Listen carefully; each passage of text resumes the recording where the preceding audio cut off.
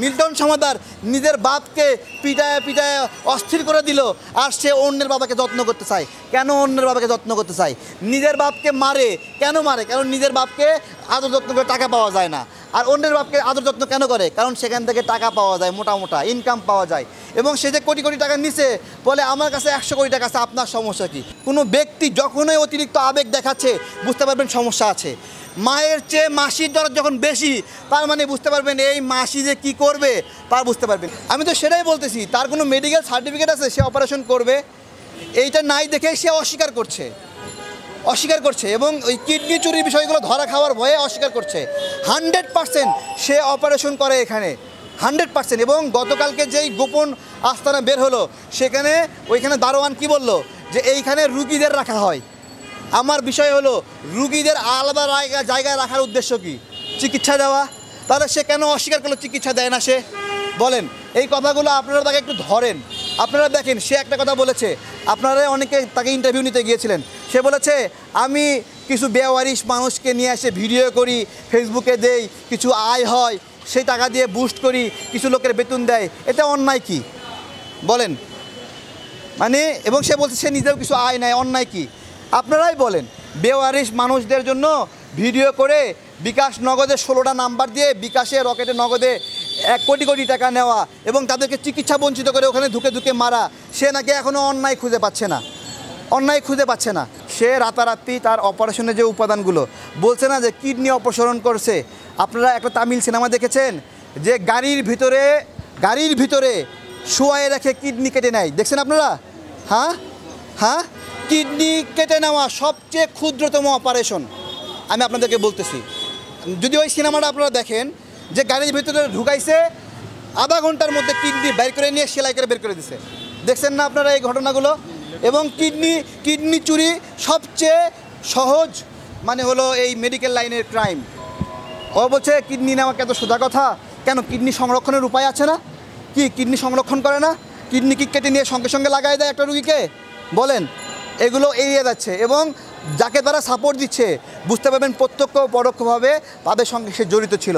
তাছাড়া এই সংখ্যাটা খুব বেশি না, এই হাতে গোনা 100, 200, এই 200 মানুষই ঘুরে ঘুরে কমেন্ট করছে। একটা জায়গায় 300 কমেন্ট হয়, 200 মানুষ যদি ভাড়া করে কমেন্ট করায়, তার মানে কি মনে হয় যে 300-র মধ্যে 100 মানুষ ওর বিপক্ষে, আর বাকি 200 মানুষ সে জিতে গেছে। এতই সোজা কমেন্ট করে দিতে যাবে? হ্যাঁ, আর প্রমাণ দলিল যেগুলো আছে এগুলো কি হাওয়ায় হয়ে যাবে? সে তো 900 লাশের প্রমাণ দিতে পারে নাই, মাত্র 65 লাশের ডকুমেন্টস রয়েছে। সেই ডকুমেন্টসগুলোও, সেই মেডিকেল রিপোর্টগুলোও ভুল, জাল স্বাক্ষর করা, জাল সাইন করা। আপনাকে একটা প্রশ্ন করি, ও বলে যে কবর দিতে সহযোগিতা করে না। ভাই, এইখানে যদি একটা মানুষ মরে যায়, তার কবর হবে না? কি বলেন? এলে গাঁদাখুরি কথা না? এইখানে যদি এইখানে যদি মরে যায়, মিল্টন সমাদ্দার না, আঞ্জুমান মফিদুল না, কোনো সামাজিক সংগঠনে গিয়ে আসুক না, ও কি এখানে পৌঁছে যাবে? ভাই, পৌঁছবেনি। কোনো দিন বাংলাদেশের কোনো নাগরিকের লাশ মারা যাওয়ার পরে সেটা পৌঁছে গেছে নাকি দেখাতে পারবেন কেউ? বাংলাদেশের মানুষরা কি সব হয়ে গেছে, মানে নির্দয় হয়ে গেছে, যে লাশ একটা মরে থাকবে সেই লাশকে কবর দেবে না? বলেন আপনারা। হ্যাঁ, আর সব লাশ কবর দেওয়ার দায়িত্ব সে নিয়ে নিছে না? লাশ কবর দিলে টাকা পাওয়া যায়। 900 লাশের মধ্যে 65 লাশের হিসাব দেখাচ্ছে, বাকি 900 লাশের টাকা সে কী করছে এই হিসাব তাকে দিতে হবে। এবং সবচেয়ে গুরুত্বপূর্ণ, মিল্টন সমাদ্দার একজন খ্রিস্টান ব্যক্তি। আমাদের এই বাংলাদেশে মুসলিম জাকাত ফান্ডের উপরে অনেকবার ষড়যন্ত্র হয়েছে। এটা ইসকন, তারপরে হলো খ্রিস্টান মিশনারি, তারা বিভিন্ন সময় এই জাকাত ফান্ডের উপর ষড়যন্ত্র করছে। মিল্টন সমাদ্দারের এই যে মানবিক কাজের আড়ালে এই যে ঘটনাগুলো, এটা হলো খ্রিস্টান মিশনারির পক্ষ থেকে সৃষ্টি করা মিল্টন সমাদ্দার, যে আমাদের জাকাত ফান্ডের উপরে হস্তক্ষেপ করেছে।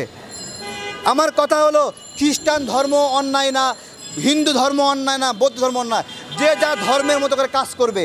খ্রিস্টান ধর্মের একজন ব্যক্তি সে জাকাত ফান্ডের উপর হাত দিতে পারে না, কারণ খ্রিস্টানরা জাকাত দেয় না, তাদের অন্যরকম অর্থনীতি আছে, তারা সেই অর্থনীতিতে ভালো কাজ করে, মানুষের সেবা করে, তাদেরও একটা পলিসি আছে, তারা মানুষকে টাকা দেয়, খাওয়ায়।